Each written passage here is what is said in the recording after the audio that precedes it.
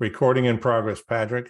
Welcome to the August 6th edition of the UPMA National Presidential Conversations. Once again, I'm joined by the president of the Oregon chapter, Padric Fisher. Good morning, or good afternoon, I guess it is now for us. Probably still morning for you. Hey, Padric. Hey, so topic of conversation today, we're going to want to talk about the Legal Defense Fund. There's been some well, there's always been some miscommunication. I think I want our members think our defense fund is certainly what other associations may talk about our defense fund. So I thought we'd take this minute to just to go through our legal defense fund. But I got a question for you. You're a chapter president. You know, how often do you come into contact with our chapter member representation program that ends up leading to the adverse action legal defense fund?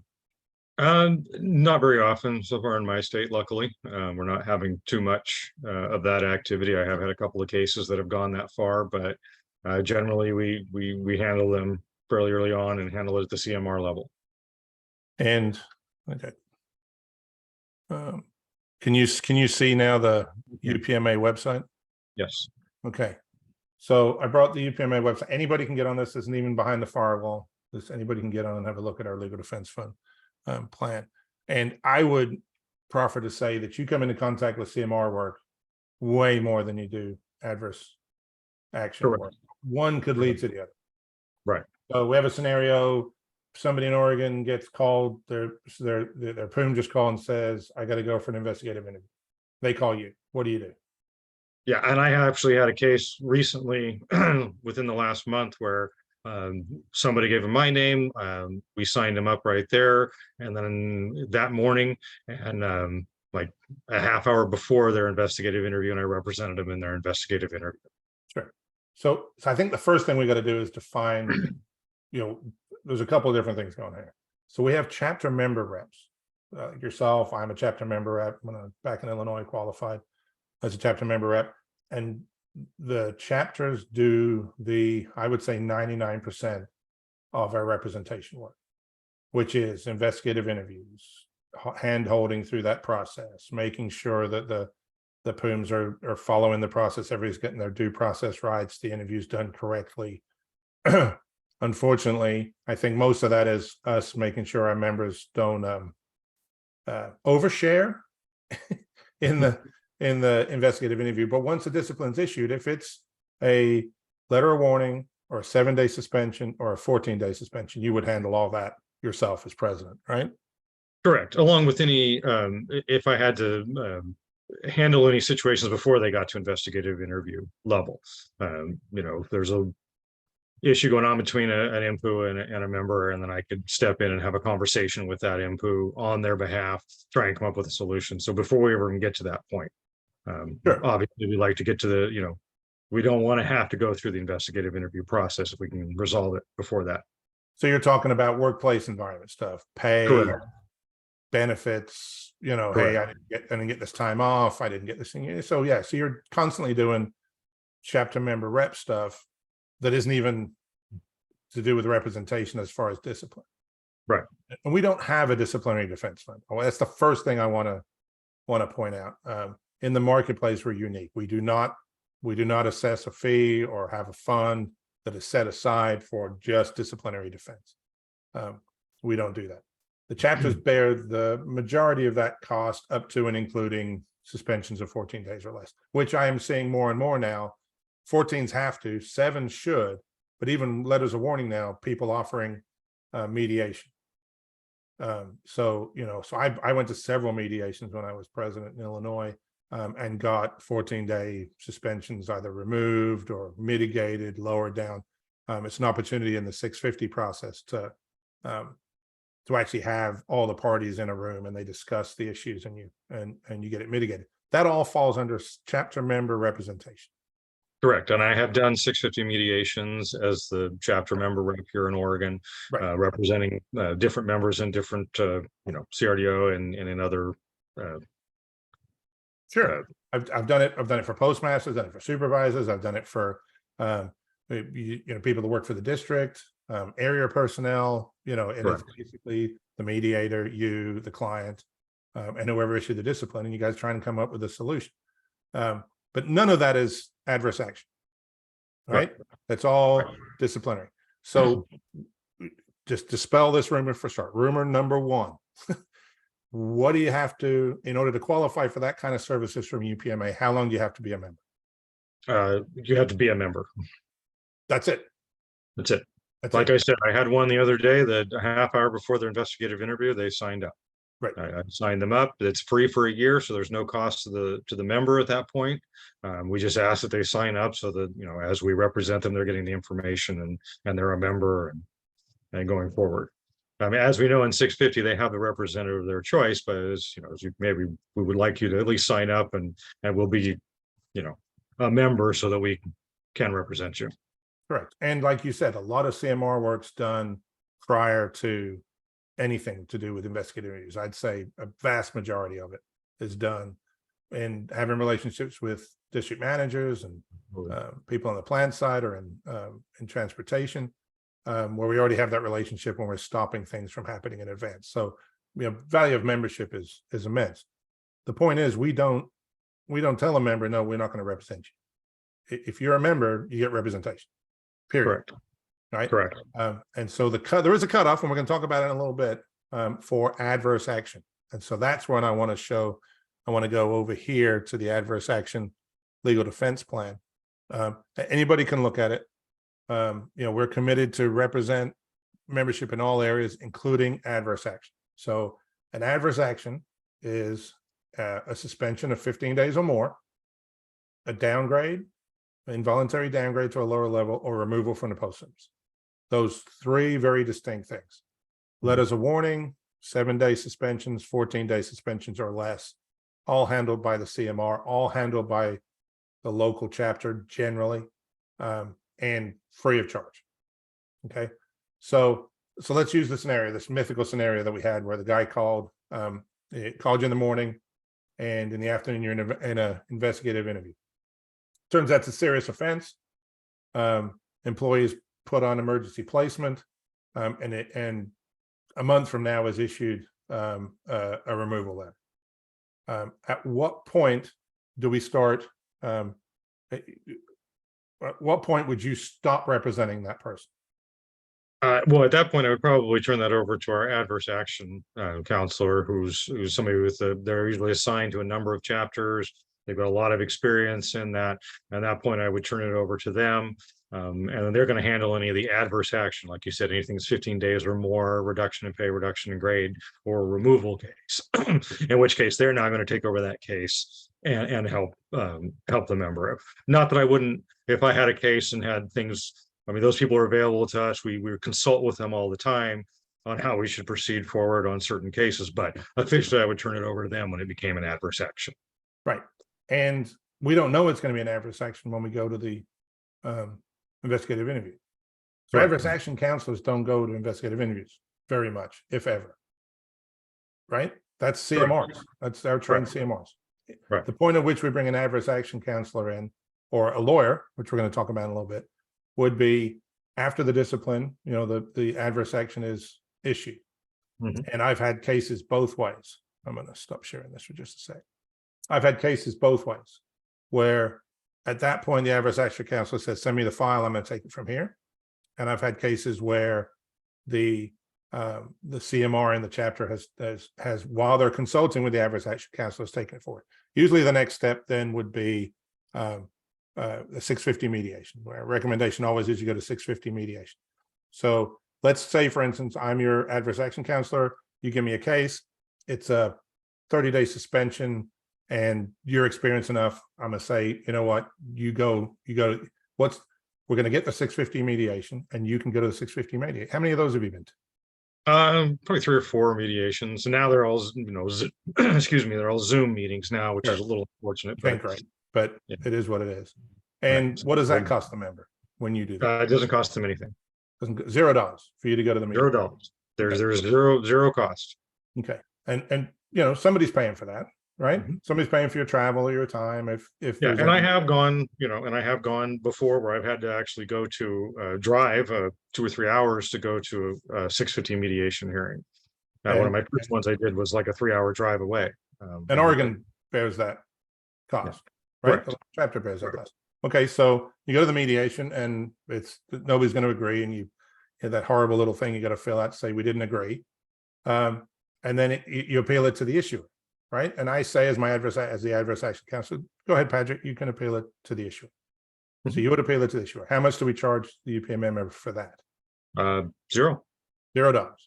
Yeah. So it's an adverse action, and they just joined up, and right now you are appealing, let's say, a removal to the issuer, Mhm. right? And then you get a denial at that point. Then there's an appeal to the deciding official.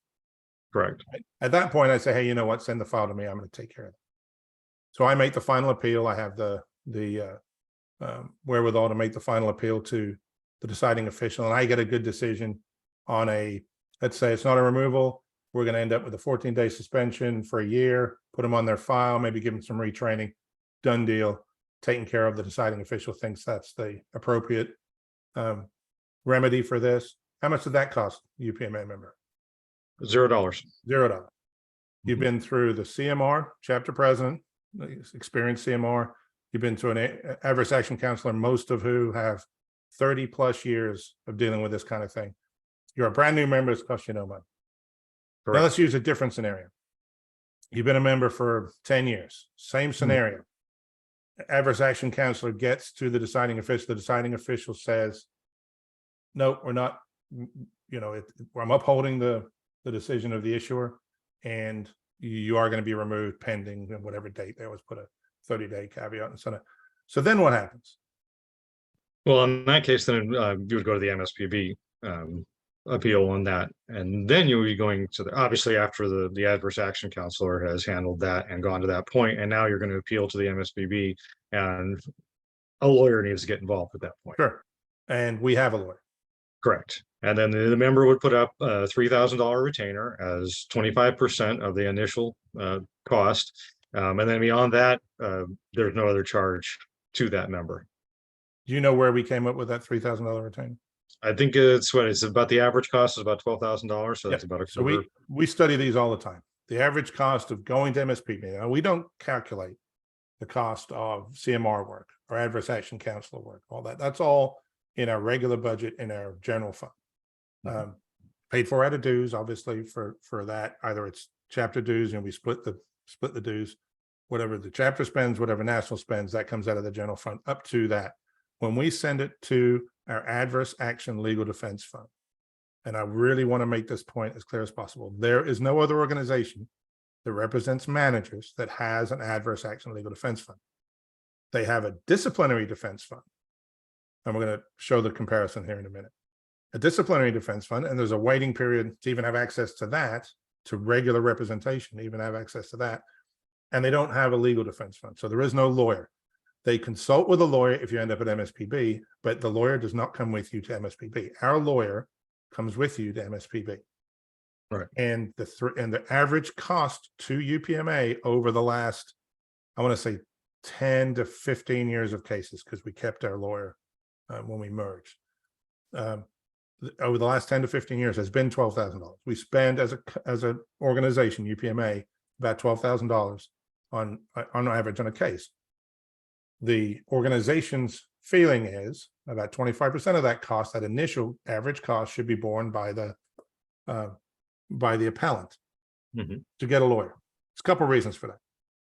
First off is it separates the wheat from the chaff. So if everybody had access for an infinite amount of money, for an infinite amount of time, the amount of people that would not take deals at 7-day or 14-day or, or forget 15-day and above, understanding that it's not going to cost them anything to go to MSPB. You can present somebody with a great deal, and it does happen, and then say, okay, well, you've got two choices. You don't want to take this deal, we got to go to MSPB. It's a $3,000 retainer. And that then means that going forward, you're bearing out of the first 12,000, you bear 25% of the cost. So if the Right. case only costs 10 grand, you only spend 2,500. Right. Now, when that case is over, generally, and this is really generally more than half the time, the employee is put back to work. There's some form of back pay if they ever were on no money, and we can sue for court costs if there's an MSPB decision. Right. When that money comes back in, it also goes back to the member. And it's So- prorated, if I understand correctly, right? Correct. So, Correct. Like we just had a case. It was, I think the whole case cost close to $100,000. We got $50,000 back from the service for attorney's fees. And so 1,500 of that was returned to the member. Well, it cost us 50, them 1,500. Because remember, you only pay 3,000 for the first 12. After that, UPMA picks up the rest of the money. And here's the thing, and I'm going to bring this next slide up here. Here's the thing with that is that's a lawyer. So this shows, and we've publicized this quite a bit. There's a couple of different entities that can give you legal defense or disciplinary defense and how they pay for it. We have no time to qualify. There's no waiting time. So as you said, you can be driving to the actual investigative interview. yeah. And- Stand in the hallway outside, fill out this 1187, we walk inside. Correct. So investigative interview. Now, NAPS, they're advocate, but you have to wait 90 days. You join up today, you're not a NAPS member and you've been EAS for longer than 60 days. You join up today, you can't get anybody to represent you for the first 90 days. And as you point out on your chart there, it's part of my dues is paying for that every month. Correct. Now, And I it's got this- actually in their bylaws that it's $13 a year. Everybody's paying. correct. Now, one could argue, we do a similar thing, right? Yeah. We don't have a fund. We do it out of the general fund. So a particular portion of your money is going to pay for services, right? Whatever those Yeah. services are. And part of that is the CMR part, but that's most of that is at the chapter level. So I'm not sure how they disperse this money or how they pay. But I got all this information from their disciplinary defense fund plan and from their recruitment packet when it talks about when you qualify. And we've had some discussions internally over the years about, people joining and us representing them straight away. It's a bone of contention with some people. UPMA feels that it's a good enough service. Most of our members join up for the insurance. We don't want people to wait because there is a qualifying time when we talk about going to the lawyer. And that's why I use the example. Your example, in Oregon, you sign up today, investigative interviews this afternoon. 90 days from now, you're removed from the service. You are not qualified for the lawyer, for our legal defense fund, because you have to be For a us to member assist with that. for For you. us to assist with that. Correct. Exactly. That's true. You can still, Tamika Yeah. takes a lot of cases from us for people that, a lot, I won't say a lot, but I have never heard her turn down a case where we have referred a member who's been a member for less than a year to this case. And it doesn't happen that often. It really doesn't. The last two that I heard of it was actually, and this is a year between you joining the organization and the issuance of the removal. Right. So Which coincidentally coincides with the fact that you're getting a year's free correct. membership. Correct. Now, so for the first year when you're not paying dues, you get all the rest of this benefit of our, I don't want to call it, but anything, this is all disciplinary, right? And then this is adverse action. You get all of this. You get the adverse action counsel, you get the CMR, you get the appeal, you'll get somebody with you in mediation, the 650 mediation. You'll get somebody to appeal to the issuer and to appeal to the deciding official. The only point we ever tell a client, a UPMA member, that hey, it's time to get the retainer ready for you. The deciding official has upheld your adverse action. We're going to MSPB. That's when you bring the $3,000 up. And the only time the year ever comes in is if you didn't join within a year of you being issued the adverse action. Right. And it very rarely happens. Very, very rarely happens. Now, here's the other thing that we want to talk about real quick. UPMA picks up the rest. So here's that average 12,000, right? The 3,000 being 25% of the 12,000. We have, I don't want to say many, but we have several cases currently on the books that cost 100 grand plus. We don't go back to the member for any money. We don't increase that 3,000. UPMA bears the cost of the lawyer's fees for that money. And I would say close to 50% of the time we're successful. In more than 50% of the time we're successful in defending our member, so they don't end up being adversely acted against in the same to the same level as they were by the deciding official. But if it goes to MSPB, we can then ask for the money back. So a lot of the time we get some of this money back as well. NAPS in their own. Weren't you even telling me a case recently that we didn't even go to the final decision? Correct. We got settlement and Correct. included the attorney's fees. We just had a $50,000 case where it was, and I can't go into specifics, obviously, but the deciding official kind of had a deal. We kind of had a deal with the deciding official, and then eventually the deciding official, is this their right? Said, no, I'm going to uphold it. We're going to remove this person. We got in front of the lawyer. Our lawyer gets in front of their lawyer, and they start flicking through the case. And between the two of them, decided that they'd made the appeal to MSPB. They had a date booked for the hearing. They were deposing people, the whole 9 yards. The two lawyers said, you know what, that was a good deal. And they went back to the deal that the deciding official ultimately declined, and they instituted that deal. And we got, it wasn't all, about 50% of our lawyers' fees back. So for argument's sake, that was a $100,000 case. We get 50 of it back. Our member got 1,500 of their part of the 25% of the first 12,000, because it's prorated, right? They got that back. Plus they got back pay. Plus they got reinstated with the Postal Service. So they weren't harmed at all, really, after this whole process, except they had $1,500 into a $50,000 bill. Right. And so the idea that as soon as you get in trouble, UPMA is going to charge you $3 grand, and while you're worried about losing your job, you got to come with this $3 grand. We don't even ask for that. Everybody's made fully aware of it on day one. When the adverse action is issued, we walk the member through exactly what could happen, and we don't even come for it until we employ the lawyer. Right. The other important part I want to point out here, MSPB. NAPS doesn't even have a lawyer who goes to MSPB.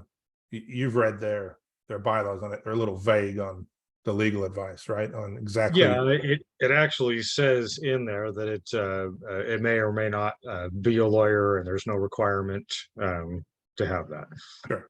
Well, in ours, when you get MSPB, when you get past the appeal process, and very often I've had, if it's a big case, I've had the lawyer do the 650 mediation, do the appeal to the issuer. We've had the lawyer go all the way back and do that if it's a big enough case. And complicated enough where we don't feel we're blessed with the level of adverse action counselors and CMRs that we have and how well they're trained. But we have had lawyers in the past. I want our lawyer that represents us go all the way from the issuance and have it every step of the way. So the other thing is they do have a lawyer. They do have a legal firm that I would say advocates is not the right word. Advises. That's the word I'm looking for at this level. I was when I was in Illinois, there was a national vice president from a neighboring state. There was actually a postmaster, was a NAPS postmaster, and represented himself at MSPB. I saw the docket come down. I get emails from all those dockets, and actually was self-represented at MSPB. And he was a national vice president of NAPS. Did not have a lawyer with him in MSPB. You can be 1 year and 1 day member of UPMA in whatever capacity. If you end up going to MSPB and the case is strong enough that we're going to appeal it for you all the way to MSPB, and we haven't made a settlement before that, you're going to have our lawyer standing next to you when that happens. Right. And so they don't even have that. They even uncap their own expenditure at $3,500. So that I was suggests to me. Go ahead. Reading that on their their authorization form, it talks about 3,500, and if you do authorize additional fees and expenses, you're personally liable to the provider for those additional expenses. Correct. So that's a little bit like if you're only a member for less than a year for us. Right. That we get you all the way to where we're gonna, we got to hand you off to the lawyer. You can use the lawyer, but you're eligible for, you're liable for all the expenses. Our legal defense fund does not pick up those expenses. So it's a different system. It's a different, I'm not saying it's bad necessarily. It's just a different way. No, just a different way. Right. And we've talked about this. Most of the advocates are NAPS members all the way up. UPMA certified chapter member reps.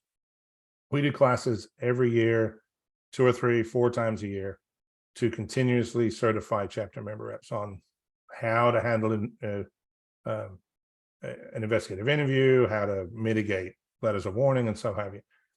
Our adverse action counselors deal constantly with the service on adverse action, on removals. They're seasoned. It's hard to get on that committee, and once you're on it, it's an appointment for life. So it's I would stack their expertise up against any NAPS advocate. Our lawyer is an MSPB expert attorney, and it's on contract with UPMA. We have an actual contract. Tamika Sykes, I think she's in Atlanta. I want to say San Antonio, but I think she's in Atlanta. And she sends me, as a national president, I see her bills every month where she's dealing directly with cases. NAPS doesn't have that. And she is with you every step of the way when it comes to adverse action. So I think we've established the difference in the two systems. And at this point, I just want to say to anybody who's thinking about joining a management association, they both have value. The idea that one is better than the other, or it's horses for courses. When I was a supervisor, I was in NAPS 100%. As soon as I became a postmaster, I joined the Postmaster Associations as well. The ELM gives you the right, the Postal Service's Employee and Labor Manual gives you the right to have the advocate of your choice at any point. So, it's, ironically, you could be anybody. It doesn't have to be a postal employee. Yeah. We feel that, true. And we feel that our system is set up where that you're going to get the best possible representation all the way through. And I got to point this out too. We have close to 15,000 active postal employees who are members of UPMA, so that are potentially liable to have this happen to them. On average, we have about 15 cases at any one time. So when we get to adverse action cases, and we have thousands of letters of warning and workplace environment stuff that we deal with, but there's about sometimes it's 17, sometimes it's 13. It's about 15 active cases. So it's a 1 in 1,000 chance you're even going to get to this level, just on basic math of members to get to the MSPB appeal level. So I think we've dispelled any of those rumors. If anybody has any questions, it gets back to the website, understanding that, you can contact any one of us and you can join. And as we wrap up here, is there anything you want to? Well, there was one other thing, and it was brought up and recently that we pick and choose what cases that we decide, which I found kind of interesting because in their own bylaws, the other organization says they're not obligated to defend each and every member. Right. So what would be some scenarios that you would see that we would not move forward with a case for somebody? Never seen one. Okay. Never. Criminal charges. We're not a criminal. Well, so I'm glad you brought that up. First of all, we're not a closed shop and we're not a union. So the language that we're not obligated to represent everybody just by virtue of who they are is more to do with that than it is to do with picking and choosing cases. The advice I give everybody, if it's a criminal case, if you've stolen something, it's a criminal case. We will deal with the administrative side of it. So if you get discipline or adverse action, we can deal with the administrative side of it, but the criminal side of it, we're out. We are not criminal defense attorneys. We do not want to we don't venture into that realm. So we would decline to represent if you've committed a crime. It actually says that on the form, if you've committed a crime. The only other time that we've ever had a case, and the reason the language is in there, as part of the reason for the members part of the pay, is if we're negotiating good faith and we get a good faith offer to settle your case as an adversely acted upon member, the only ever time it ever goes to the National Executive Board to look at is if the lawyer says this is the best deal we can get, and the client says, no, I want to go forward, I think I can beat it, I think I can beat it, and the lawyer says, if we go ahead, the chances are we're not going to get as good a deal as this or any deal at all, and you could lose your. That's the only time the National Executive Board has ever stepped in and said, no, we're going to take the deal. We're not going to represent you. And that's administered, that's the entire national board. And I know when I was on the national board, we actually had a similar, a case where we had to, a couple of them, we had to meet as a board, the entire board. We discussed the merits of it and then came to a decision as a board, not just one person administering it and we're making that decision. It's actually a board decision. So it's the entire national board. Correct. And it's not deciding in advance who we're going to represent or we're not going to represent. No. This is, we've gone all the way through the process. You got somebody in an investigative interview. You did the 650 mediation. You did the appeal to the issuer. You did the appeal to the deciding official. It's gone to the lawyer. The lawyer has met. Maybe we've even been to MSPB at that point, and now we've got an offer from the service. And the lawyer who has to act, and here's what's important. Even though we're paying the bill, the lawyer has to act in the best interests of their client and is legally and morally and ethically obligated to bring any deal that they get to their client, and their client has the right to decline that offer, right? And the lawyer has to continue to represent them if even against their best interest. If the client says no, I want to go forward, the lawyer is obligated to go forward. The reason they come to us is because we're footing the bill at that point. At that point, we decide, hey, if you want to go forward, the rest we'll pay our bill up to this point. Anything beyond this is on you, just as we would if you were in your first year. We strongly suggest you take the deal. It's happened in 15 years. It's happened twice, and the deals were better both times than anything we would have got at MSPB. So the idea that somebody would sell that to EAS for a reason not to join UPMA, well, they just pick and choose who they represent, couldn't be further from the truth. You still get exactly the same representation all the way through. And it's just when you get an offer, if it's a good offer and our seasoned lawyer says it's a good offer and they try and get you to talk you into it, if you're going to continue to spend our money, right? Either you take the offer or you don't. Doesn't happen a lot. Most of the time, the member is very happy to take the deals we get. Most of the deals we get are great deals, probably better sometimes than we could hope for. So that's the only time we don't pick and choose who we represent up front. Every now and then we do reserve the right, and it's a smart thing to do because these cases can drag on for years and years and years. And once the $3,000 is out of the escrow account, we spent more than $12,000 on the case. Now the client has zero responsibility for it. They can go forward as long as they want, as long as we foot the bill. So there has to be that break there. But it's not a case where Padric calls from Oregon, hey, Ed, I've got this case. And Ed looks and goes, oh, we're not representing that person. That's never happened, never could happen, never would happen. So. No, and that's, we, again, and maybe that lawyer, they're obviously a professional and experience in this, and they may say, you know what, we're going to move forward, I think, because we can get a better outcome. We think it's a strong case. Correct. So we wouldn't even hear in that case. Right. We trust Tamika explicitly to decide whether or not a deal is a good one and to negotiate the best she can for our member. And sometimes the members are anxious to get back to work too. And they take deals that maybe I personally wouldn't. That's between them and Tamika. Tamika's their lawyer, they're the client. But it is an important point you bring up that the idea that we pick and choose, the idea that, so let's dispel the rumors. First and foremost, we don't have a disciplinary defense fund. We have an adverse action legal defense fund. What NAPS calls a disciplinary defense fund, you get day one, for the UPMA membership all the way and up to and including the deciding official for adverse action. If you get an unfavorable response from a deciding official for adverse action, our adverse action legal defense fund kicks in. And if you've been a member for more than a year, you put in 3,000, we pay the rest. It takes it all the way to MSPB with a lawyer. You don't see anybody from UPMA after that, ever. You're talking to the lawyer. She does the work for us. She's on contract for us. We take care of all the bills. And that's the end of it. So there's no $3,000 up front as soon as you get in trouble. The only people that pay $3,000 are the ones that get a bad decision from a deciding official all the way through. And the only people that are excluded from access to that lawyer funded by us is if you've been a member for less than a year. I think that pretty much sums it up, doesn't it?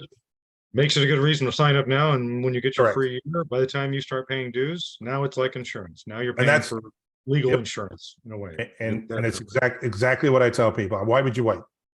Sign up now. It's free for a year. By the time you start paying dues, God forbid you have a piece of adverse action against you. Now you're in. You don't want to wait. So we will end on that. Go to unitedpma.org, click the join now button, join our ranks. We're growing exponentially the last couple of years. We have a good product. We want to add your membership to our collective. We're stronger together. You have this is not unique in the UPMA fold. We are the premier management association. We have the premier we have the only legal defense fund, but we have the premier representation up to and including adverse action. So with that, we'll leave it there. Thanks for your time, Padric, and I'll catch you next time. All right. Thanks a lot.